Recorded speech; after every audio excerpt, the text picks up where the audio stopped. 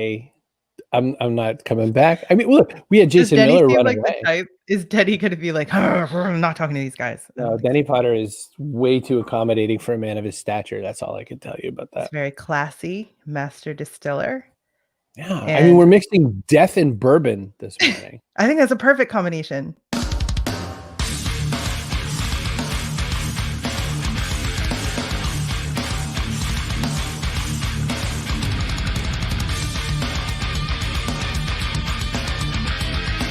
Backpack show. It wasn't even that bad today. Like, you cut me off, but you could barely notice. Ended on a regular part of a sentence. I was really let down by myself. So listen, Backpack show. This is a good day for the Backpack show. We have Hollywood murder and death. We have bourbon. I mean, what was Marianne and Mr. Poss? Was that the very first day of the week? Was that Monday? That was Monday. Yes. So we're starting and ending the week on bourbon. Marianne Eaves was here. Fantastic. Yeah, Marianne Eaves was the first female master distiller since Prohibition. Denny Potter, not Potts, is the master distiller from Maker's Mark. And we're incredibly excited to have him here today. We also have the hosts of the Dearly Departed podcast, which is one of the most popular sort of true crime Hollywood history podcasts on iTunes. And it's also on Podbean. It's everywhere. And everybody loves them. I don't know if you know how dedicated people are to their true crime podcasts, but I've learned a lot in the last few years. And it's one of the strongest communities there is. So Scott is a Hollywood historian. Mike is a documentary filmmaker, and together they host that podcast, and it is pretty outstanding. So we've got bourbon, we've got death. And the T-shirt, Carrie, show it off. All right, I guess I have to. I chose it because I was looking for something a little bit macabre. So here's what I got. Wee Bob's Burgers. Only dead. I don't know. It's one of those weird like Tea Republic shirts that an independent artist did. And I was like, yeah, that's cool for Halloween. And then I forgot about it. Till today. Deb Lee, come and go. See you later, Deb. Good luck with your conference. Thanks. Oh, whatever. With their grown-up jobs. Oh, yeah. Look. Your dad says good blend. See what he did there? Oh, I see what he did there. Well, I'm going to talk about that because I have a question. And Joseph Jaffe, thank you so much, Sir Joe. Joe runs Corona TV a little later in the day. Denny Potter, welcome, Mr. Master Distiller from Maker's Mark. How are you? Good. How are you all? It's been about 9 years since I hung out with you last. Right. Yeah. I was doing the math on that in Loretto. That's right. In the beautiful bourbon belt, as they sometimes call it, and other things. I was thinking about the fact that demand for spirits has gone up greatly during COVID, especially as people had to learn how to homeschool. And I was thinking about a lot of self-medicating going on right now. Yes, sir, me included. So you think of that a Saturday Night Live skit. Let kids drink. Totally true. It's not like they can drive. The thought I had was that it's a little interesting bourbon because there's first off, there's plenty of new marks and brands that show up all the time for that space, as there are in a lot of spirits.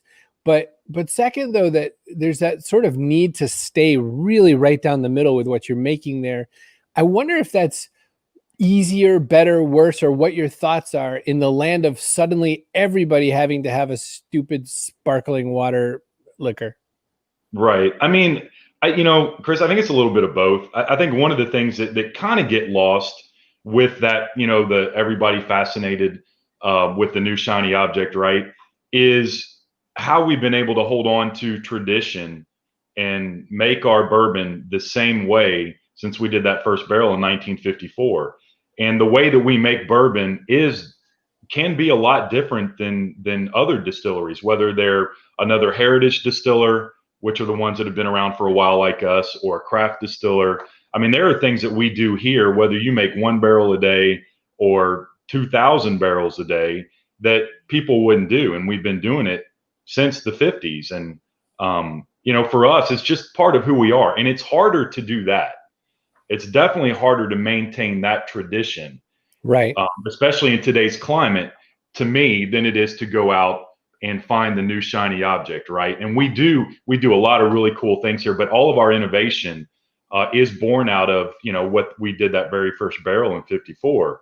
And so it's just been, for us, it's how we do things. It's part of our DNA. We don't shy away from it. It does make it harder. It does make it more expensive.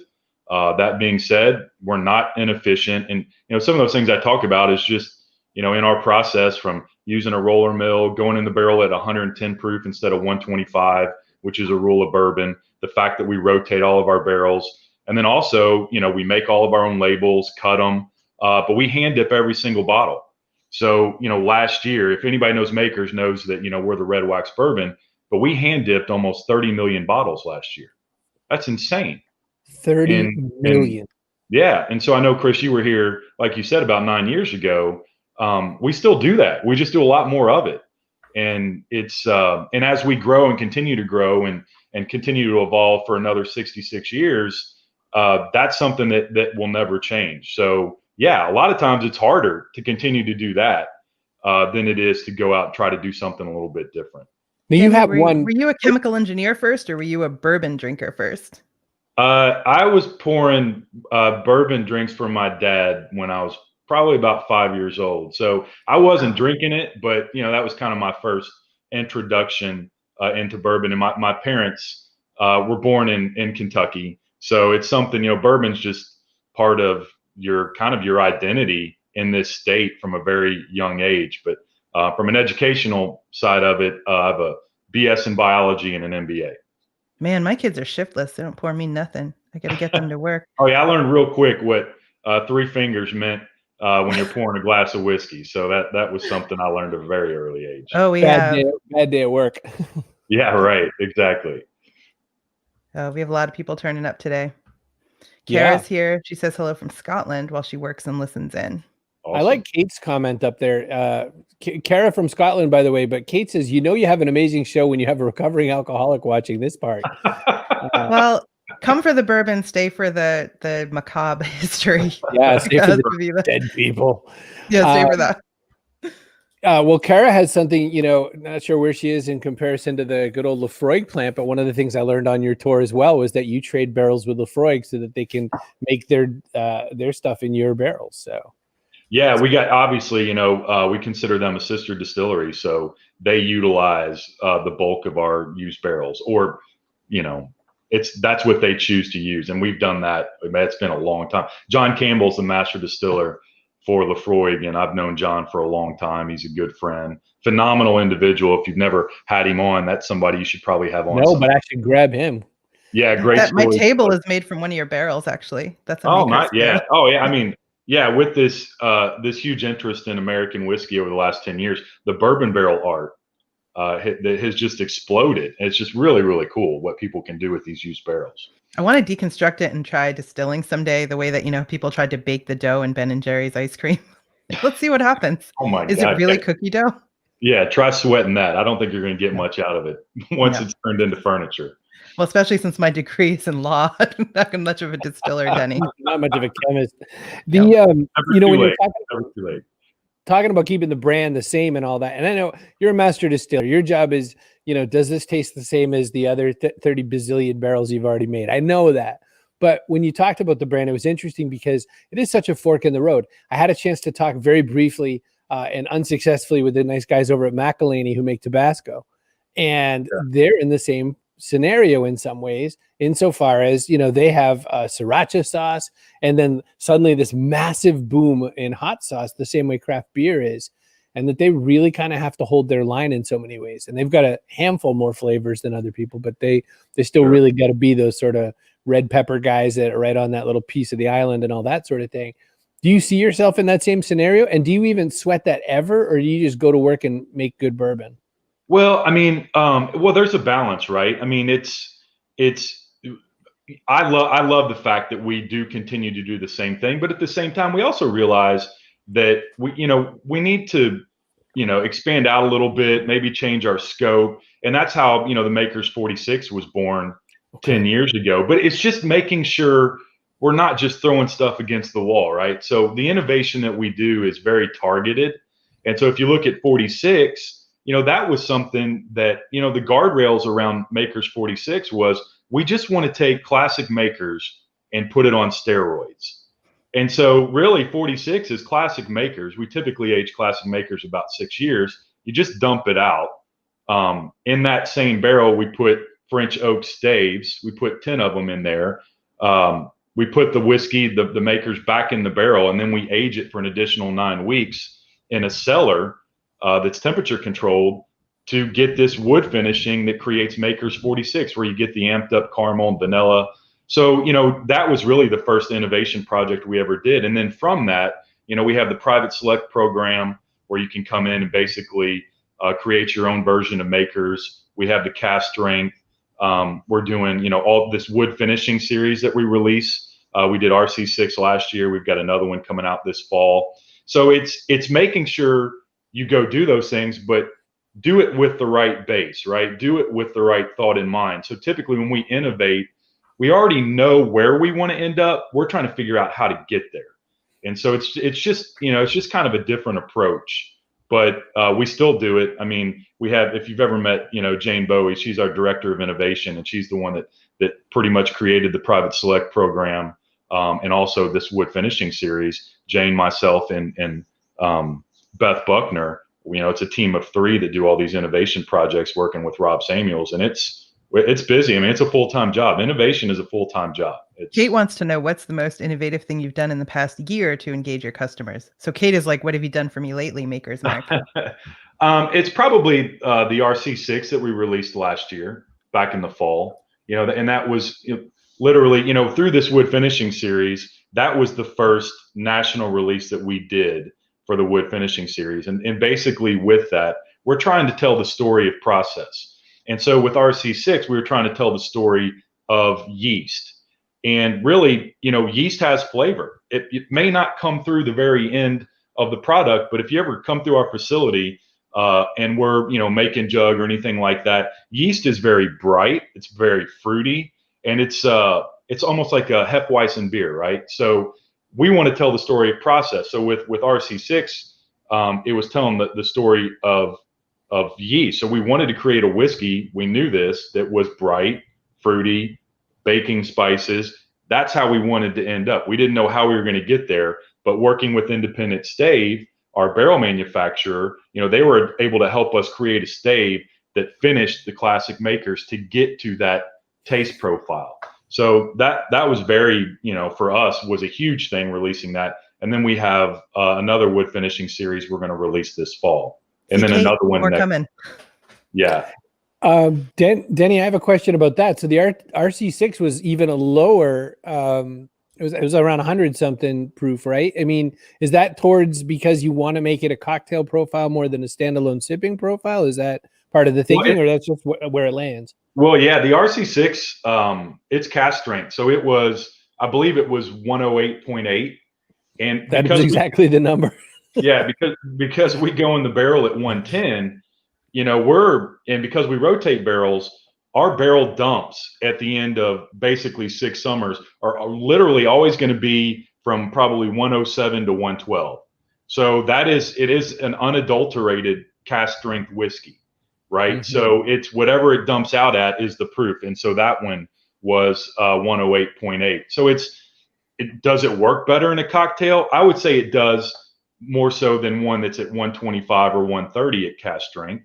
But it's also different too. Like RC6 would make a good cocktail, but I think it's phenomenal, neater on the rocks, which is how I prefer it. But that is a cast strength. Where do people get samples, Denny? Well, RC6 is hard because that was the fall release from last year, and it's kind of a one-time deal. We do have some at our visitor center here. The problem is, we had to shut down because of COVID. Right. We opened back up for a little bit. We just shut back down. Right when people really need bourbon. Yeah, no kidding. It's still available. It's just, you can't come to our distillery and get it. But hopefully, you need a wine window, Denny. You need a bourbon window, like in Italy, the little windows where they just pass it out.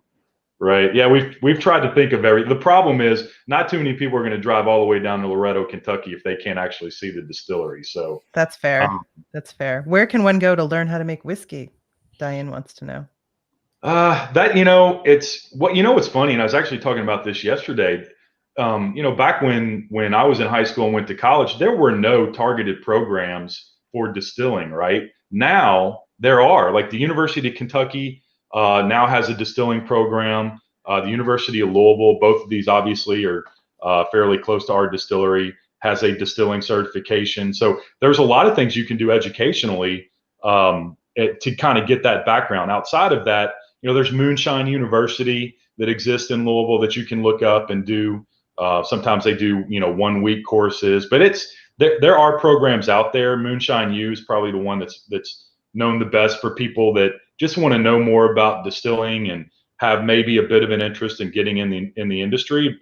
But from a university perspective, there's a lot of schools now that are offering distilling programs, which did not exist when I was in college. This speaks to the universal appeal of bourbon, but Ruth Stevens is a well-known business-to-business marketing expert, and she's like, hey, I have a candle holder made from a barrel stave. Yeah. That's like cool. I said, the used barrel bourbon art is just absolutely phenomenal. I mean, some of the stuff that people do is so interesting. Typically we have a handcraft festival here at the distillery in the spring, and unfortunately we couldn't do it this year. And we invite, artists in from all over the state, and it's amazing to see what people do with this bourbon barrel art. I mean, it's pretty phenomenal, and it has appeal all over the country. So you see it everywhere you go now. Totally true. Hey, listen, I have a question. So Monday we had your colleague Marianne Eves, formerly of Castle and Kia, now working on something her own coming up pretty soon. And we also had, like I said, this gentleman, Mr. Poss. Why am I forgetting his first name? Glenn Poss, who was he'd come up coffee with a roaster, new way to roast coffee and like do it right at your tabletop. So you get the green beans instead. Oh, wow. And roast them right at your house. And it's just as easy as running your coffee machine or your coffee grinder. There was a comment made about mixing bourbon and coffee. And I was just curious to know. And now listen, the only right way to have makers is just straight up, or maybe just a couple glasses, a couple pieces of rock in there. That's about it. But if one had cold brewed iced coffee sitting beside them and a bottle of Maker's Mark, and they put a little into each, would that be a thing, or would that be a bad idea? No, it's no different than an Irish coffee, right? You're just using a different style of whiskey. And trust me, there are a lot of places that offer, coffees with makers in it. It's pretty good. Trust me, I've had many of those, especially if I'm on the road doing a lot of tastings and educations. It's, you'll be out late till probably 2 a.m, and then you get up early because you want to catch bar staff before the lunch crowd and all that. So trust me, I'm hitting those pretty good in the mornings, and it's a little bit of the hair of the dog and a little bit of the caffeine. Chloe says she's asking for a Chris. Well, Chloe, I have this one. You're going to have to get your own. It's 1018 somewhere. That's what I like to say. Absolutely. That's pretty good. All right, Denny Potter, if you could stick around. If not, thank you so much for swinging by. Thanks for being part of the show. Stick around. I'll definitely stick around. Good, because we got questions for you later. All right, I'm pushing you like that. And Scott and Mike are ready. Look at them. They have hats. Carol loves an Irish coffee. Yes. I evidently don't mind an Irish coffee. Evidently not. Scott Michaels, Hello. Mike Dorsey. Welcome. Hi. So Scott Michaels, Mike Dorsey, co-hosts and creators of the Dearly Departed podcast, but you've collaborated for a long time. So how did your collaboration begin? Well, I started my tour company about 15 years ago. I've been doing this business in Hollywood for about 25. But when I started my own company, Mike brought his mom along on a tour one day, about 15, 16 years ago. And I think it was your mom that suggested reaching out, didn't she? And said, maybe this would be something interesting for you to work on, I think, as a project. That's right, yeah. We sat in the back of your van, and you. Ooh, Mike, something bad happened to your audio. You're in like witness protection program audio right now. It sounds like the mic is like in your lap. No, it's not. I'll try to re-log in. Yeah, I'll take it for a sec. Maybe just check your settings. We'll boot you. We'll get him right back. So yeah, Mike and his mom took my tour, and Mike was just started in hardcore filmmaking after school, and his mom suggested that he reach out to me, and we did our first documentary way back then. And then we co-collaborated one more time with a documentary about the Manson thing called The 6 Degrees of Helter Skelter. And that ended up being a rather noteworthy collaboration. It's one of the cases, it's one of the stories that is never going to go away. And our different sort of focus on the case was of interest to people, because we didn't get into the philosophy, we went into where everything happened and what happened exactly, as opposed to how could these people have done such a thing. So that was really what clicked with the two of us, and we get along great. So we started talking, and that's the podcast happened. So you're a Hollywood historian, and you're everyone's go-to guy for like who shot who in 1918 in the saloon and all that stuff. How do you become like the Hollywood death guy? How does that happen? You know, I made myself that way. I started at the right time with the internet. You know, when I was living in England at the time Diana died, it was just at the point where everyone was started to get computers, and I was a tour guide. So I decided to make a website showing where people died. So that was sort of what kicked it off. So that was in '98. And people, I'm very old, I guess, because I never heard the term OG before, but it's been applied to me. And so it was just at the right time, at the right place. I'm doing what I want to do. I'm putting myself out there for, close to 30 years now. And Right. Is that a good thing? I don't know, but it's 20 years ago you started is it findtodeath.com? Yeah. Okay, Yeah, 2022, yeah, 98. So yeah, and then I moved here in '93 to do the dark side of Hollywood sort of sightseeing thing. So yeah, I've been doing it a while. Hi, Mike. Hey, Welcome can you hear me now? Much better. All right. Yes. Good. Yes. Just speak up just a little bit. Sure. So we were talking about how you began your collaboration, how you're a documentary filmmaker. Talk to me a little bit about the podcast and how that's different than the other work you've done together. The podcast is how is it different? That's a really good question. Well, I mean, we do video, so it's actually very similar. Normally, I'm not on camera, though. Normally, I'm behind it when we make the documentaries. So it's kind of the first time that I've joined Scott in front of the camera, so to speak. Yeah. A lot of times when people make that transition, there's a reason why people like to be behind a camera. Right. It's a little bit tricky. Now, by the way, almost every actor in Hollywood also really wants to be behind it, because Sure. you're sitting in your dressing room, you get a lot of time to think, I would be better than this idiot, which is Right. never true.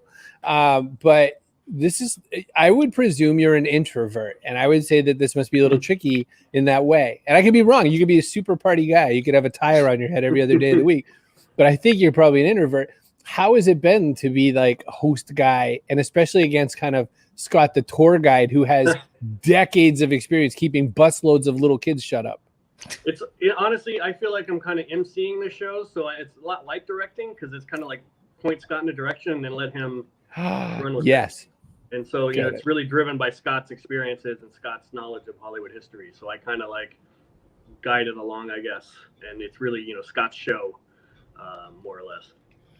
Scott, so when Scott starts to nerd out, you have to be like, hold on. People maybe don't know that. I want Scott to nerd out. That's what people are there for, to hear all the stories, So But true. When he gets to the minutia, though, he's like, but you should see the hair fibers they found over here. And you're like, yeah. Go for it. Go. Yeah. Run it. It's our show. It's more Well, you're trashy, no help, Mike. gossipy than that. So we trashy. like the The true best crime kind of stuff. It's trashy. we take subjects that wouldn't normally be like, for instance, our last thing was about the movie Grease, and it was about how and who died in Greece and the weird things that happened on the set during Greece. And then there's a couple of times where I've met some of the people that were in it that came up with some weird stories. And so it's not sort of taking, here's, Jane Smith who was murdered on this date, and let's talk about that. This is more like a trashy, gossipy themed show about like, our next one's going to be about Jaws. So like the lady that slapped Martin Brody, her kid got chewed up in the shark, that kind of thing. I want to know who she was and what happened to her. So that's sort of a thing. It just nerds out and a darker avenue, I guess. It's she get eaten by a shark. She got eaten by a shark. I mean, it has an agreeable symmetry to it, don't you think? Waiting in the dressing room. One of the times that I crossed into this that I didn't expect to, I was reading a book by William Gibson, who wrote Neuromancer and all these cool cyberpunk books in the 80s. He wrote a book called Spook Country back in 2007 or so.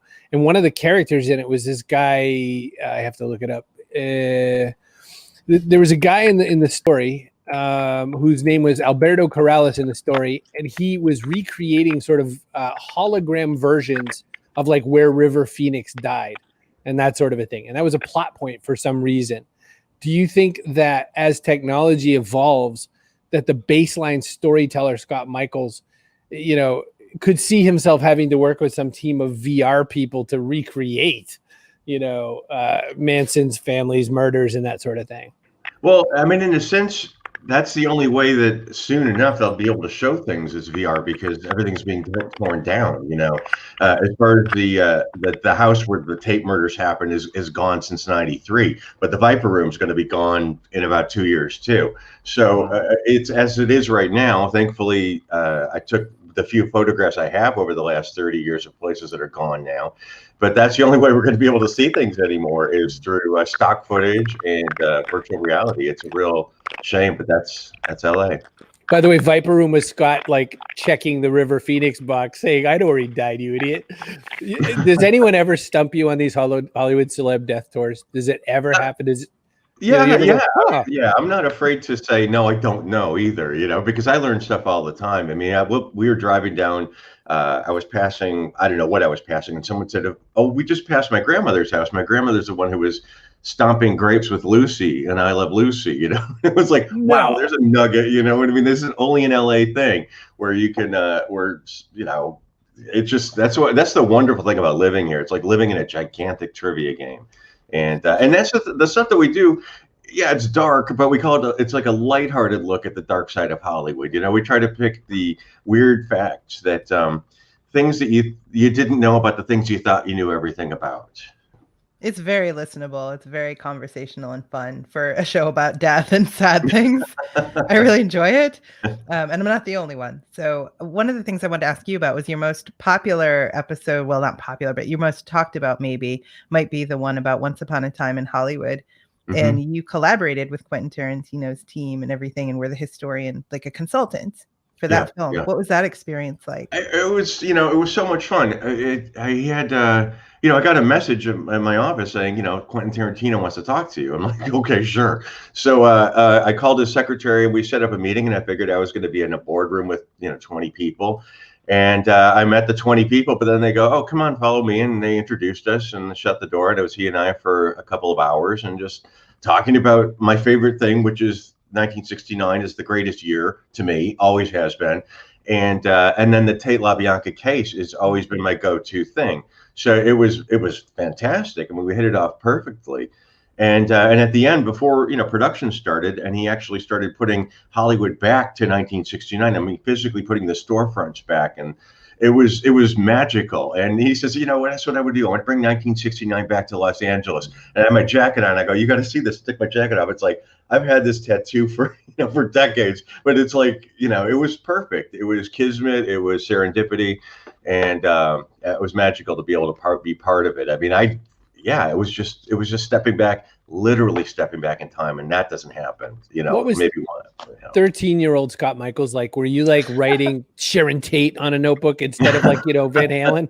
Who were you in you're 13 or so? I didn't really know. I know that I said I wanted to be a mortician because I wanted to be weird in high school. I want to be in the mortuary school. But then I went to a mortuary and I was like, I don't want to do this. This is gross. So I like the sort of darker side of things, but I've always been on the lighthearted side of it. I just I don't like seeing. I can't even watch somebody get a shot on in their arm. I can't do it.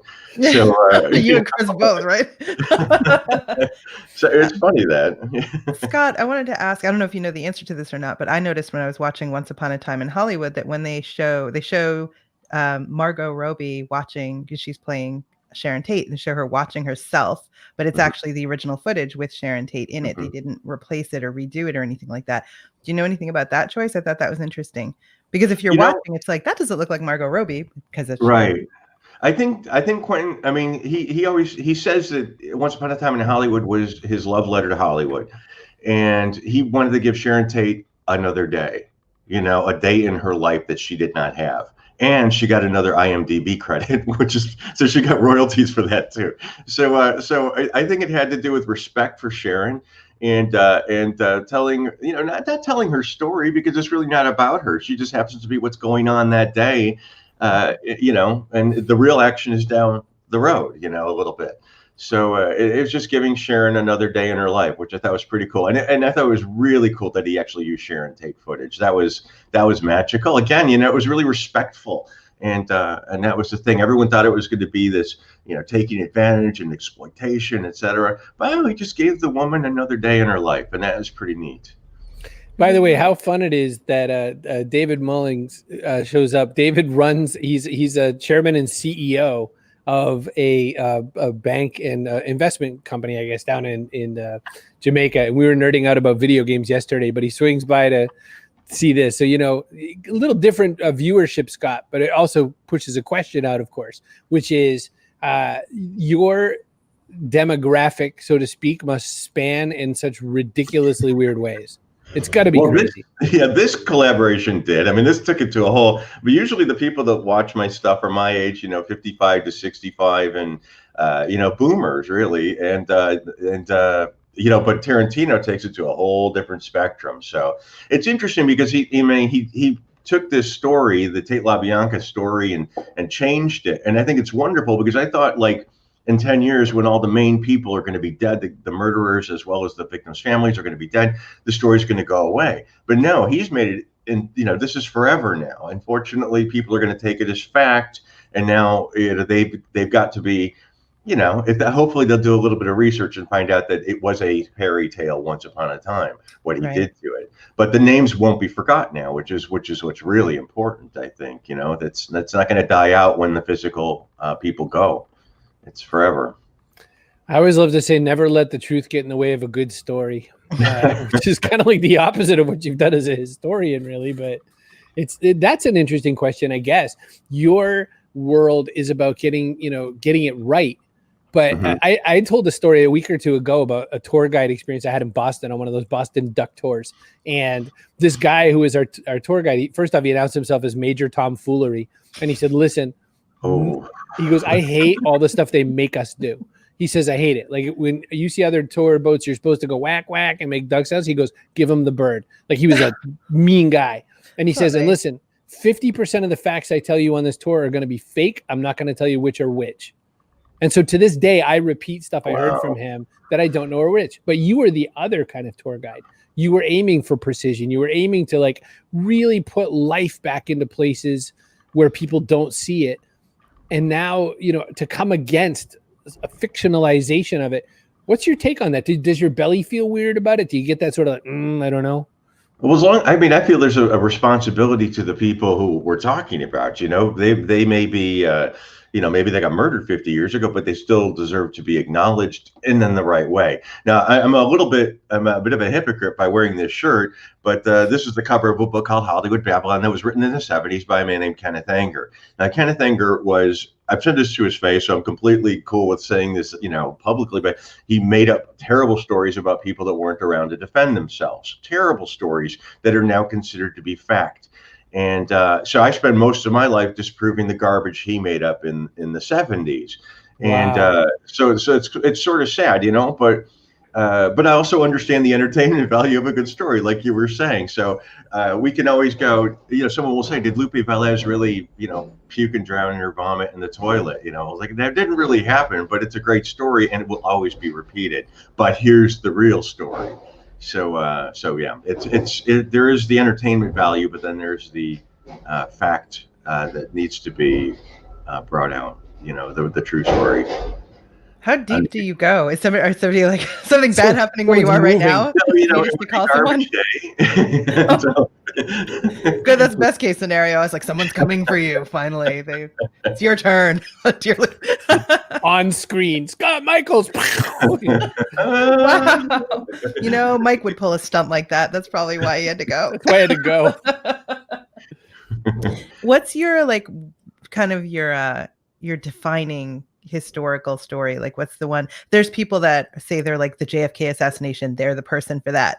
Is the Sharon Tate killings and all those killings? Is that like your thing that people know you primarily for, or do you have a different one that you? No, it's definitely that one. Yeah, that's the one I always go to. It's my demented kind of focal point. If I meet somebody and they say, well, as when's your birthday? I'm 1963. Oh, so that means you were 6 years old when the Tate murders happened. That is the way my brain works all the time, and it's really. It's that. Well, that's why Mike and our documentary is called The 6 Degrees of Helter Skelter, because you could take it, you can associate the Pope within 6 degrees of these murders. So it's a bizarre thing, but it is my go-to pop culture everything story. It's movie stars, it's rock stars, it's it is their music, it is Los Angeles, it's the 60s. It encapsulates so very much, and yeah. Well, then I got to know, when you saw their depiction of Manson on Manhunter, did you like it? Did you hate it? What did you think of that? That was show? great. I mean, Damon Harriman did a fantastic job as Manson in both of them. I mean, in Once Upon a Time, when he was Manson, he was Damon being Manson. It was pretty good. But when he did it in Mindhunter, he was spectacular. I was kind of hoping he was going to get an Emmy nod for that too, because he had the makeup on and everything. But he really did a good job doing the Manson impression, most definitely. Paul wants to know, when do we see a story on Black Dahlia? On the podcast, we're probably going to hit her eventually. So the Black Dahlia is one of the things at the True Crime Podcast, which, it's hard to pigeonhole us, but those guys go deep down. They'll do like 10 1-hour episodes on this. And I don't know enough, that's never been, I like it, but I tend to go on the periphery of it, because people that in about 5 seconds will blow me out of the water with their knowledge. So I go to the things that I'm attracted to, I guess. Dahlia would be one I would do, but it would be doing it to tick it off my list. It's not something that I gravitate towards. Nobody wants to do things for that reason. Let's just get it over with, I guess. Yeah, well, but that's the thing, there is almost like an obligation, I guess, to address it. I don't know. It's funny. John says it's really interesting to think about revisionist history and lore. As long as people don't forget. As long as people don't get the way things really were. I mean, Tarantino's great at that. He's great at the happy endings, and wow, how cool is that? But the real life wasn't that way. So people can't forget. It was a weird thing I read. I was at the Museum of His Natural History down in LA, and maybe this, I guess maybe I'm new to the game. I'd never heard the expression before, but they said that a person dies 2 times. The first time they die is when they physically die. The second time they die is the last time their name is spoken out loud.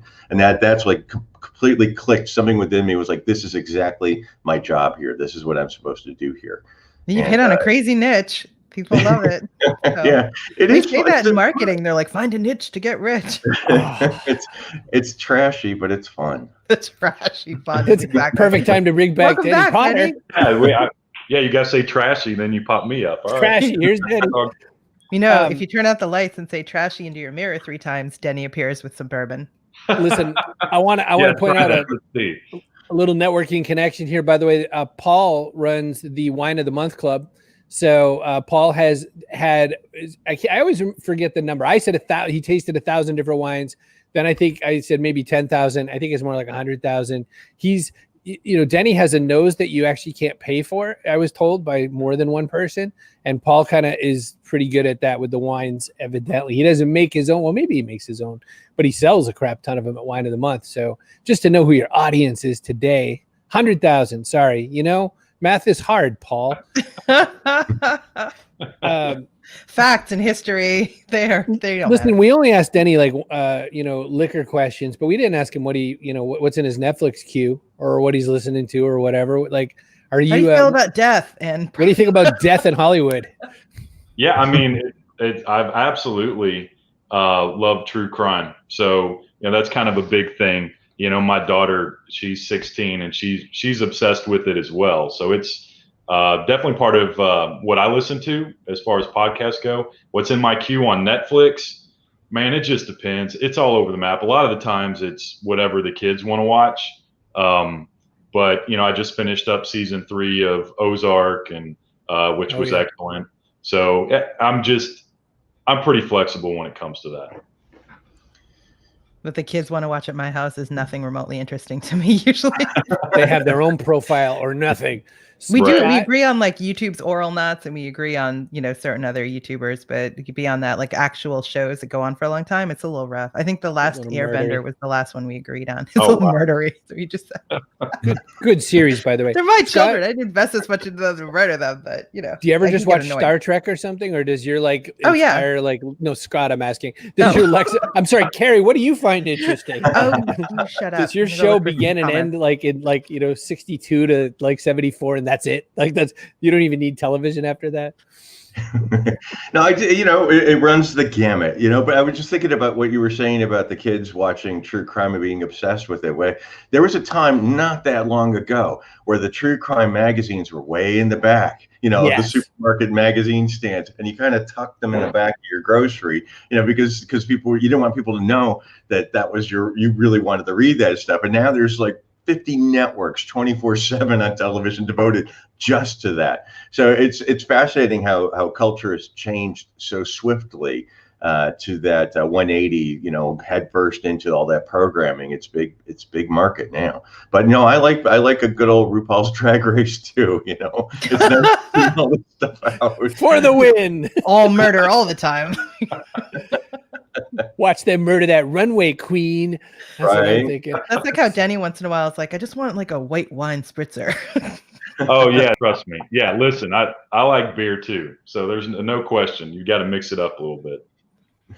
Like classy that's what- beer or natty light. I mean, you gotta have pretty high standards as a master distiller in everything you drink. Yeah, it's kind of funny. So my wife would probably kill me if I said this, but I'm going to say it. So we just moved my son into college 3 days ago, and of course he's 18. He's going in his freshman year, and I noticed that his backpack had some cans in it. I could just tell that there. I'm like, so I'm driving. We're driving. Like, what the hell's in your backpack? I said, what kind of beer is in your backpack?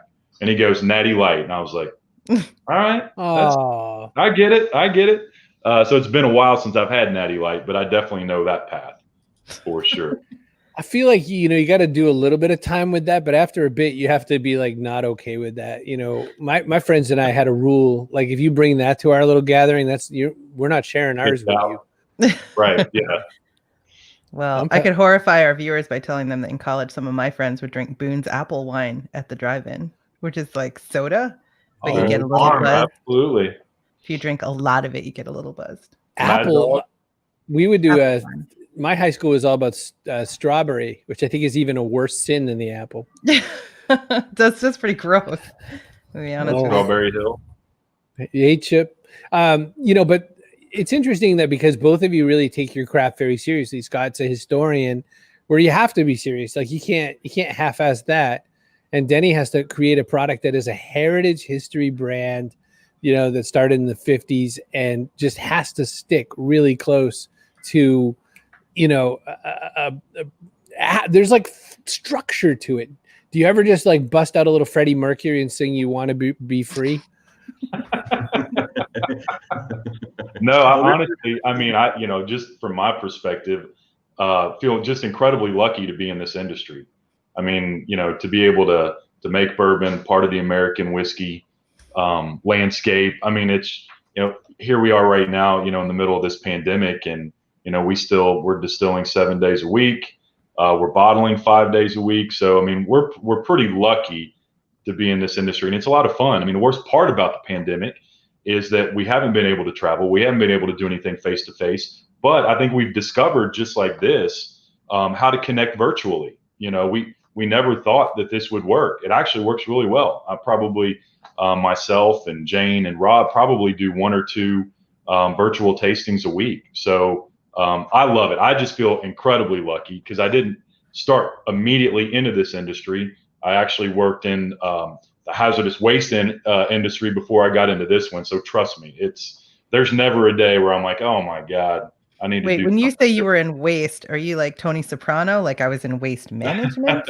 No, but I would take the waste that Tony Soprano turned in and we would convert it into renewable fuel. So it was, yeah, good job. Just glad I'm making bourbon now. That's for sure. Well, you definitely come home smelling a little different from different jobs. Oh, for certain. Absolutely. That's kind of nutty. That's kind of nutty. Well, listen, we're nearing the end of the show, and we're sorry we lost Mike. He was just having a little bit of technical problem because he wasn't filming on a red camera. He didn't have 6 sound guys and a boom mic. So we'll make it up to Mike some other time. There's a premise around here. The whole concept of the backpack is to put something in the backpack so people have something to do for the next 5 years. Kind of relates to an upcoming book. So my ideas that I stick in the backpack are that story. You got to be able to tell a good story. Collaboration, kind of like Mike and Scott deciding they're going to get together and form a super band to do the Nearly Departed. Autonomy, which is, configure the world to be our own. Manchu, which is an Okinawan word. It means one family. And of course, execution.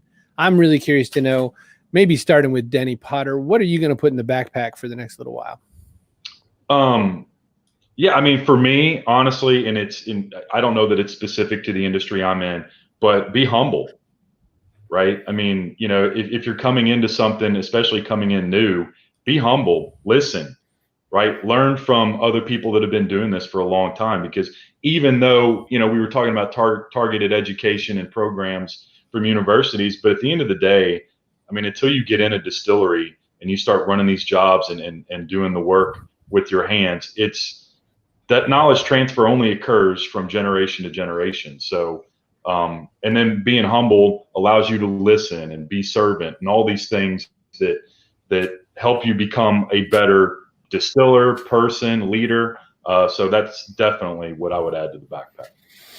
I think Kendrick Lamar said the same thing. So you're in really good compliment right there. He said, I was expecting you to say bourbon, our new wood finishing line. You know what? No one yet has like done their weird like self-promotion-y thing. So I'm going to keep up that trend. Scott Michaels, what goes in the backpack for people going forward? Duct tape.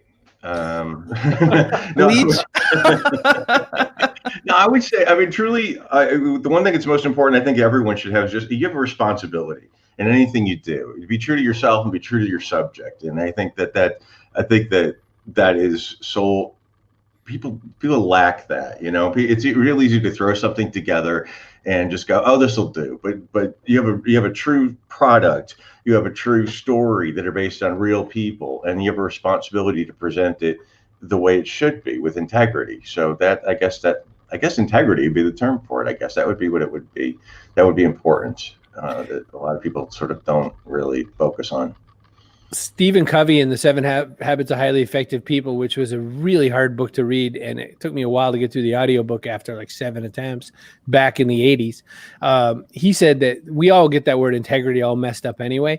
Like the word, we think it sort of means something a little more righteous than it does, but it just sort of means an integratedness. Like he said, a bad person can still have a lot of integrity. But when you say it, when you said be true to yourself and be true to your subject, you're saying that as a historian. But that's everybody's job. When Denny Potter walks into work and when there's, expensive machines that can't do what his nose can do, he's got to bring it every single day. He can't just stick his fingers in the mash and go, kind of feel bored today. Yeah. That's a biggie, Scott. I like that one a lot. I got to pop up Daryl Clark's comment because holy cannoli. Daryl says, I used to sit on the kitchen of Graceland and drink Maker's Mark with Elvis's aunt. Like, do you get stories like that, Denny? Do people just wander up and tell you like crazy legendary people's stories about makers? I bet Denny gets that. Yeah, absolutely. I mean, the fact, because our brand goes back, the first bottle was the late 50s. I get that a lot. I mean, one of the coolest things was, part of my career, I was asked to go down and run a rum distillery down in St. Croix. So here I am on an island that's 80 square miles, and Maker's Mark is all over the island. Wow. And it just happened that one of the Samuels, they used to travel down there, and when they would travel down, they would bring 50 mLs of Makers down and just hand them out on the island. And then, the distributors on the island, there's only one, would specifically ask to carry Makers on island. So really, that was one of the only bourbons you could find down in St. Croix. It's like, man, I mean, this is incredible, being down in the Caribbean, and basically their whiskey is Maker's Mark. And so, you get a lot of that. Good Lordy. Scott, any good death stories with Makers just pop right in your head? Like any good famous? I'll probably get red carded if I started talking about that. So probably not a good idea. Not a lighthearted conversation. Oh my gosh. Oh man. Well, that makes me think about the time my grandmother was telling me about, the only celebrity death is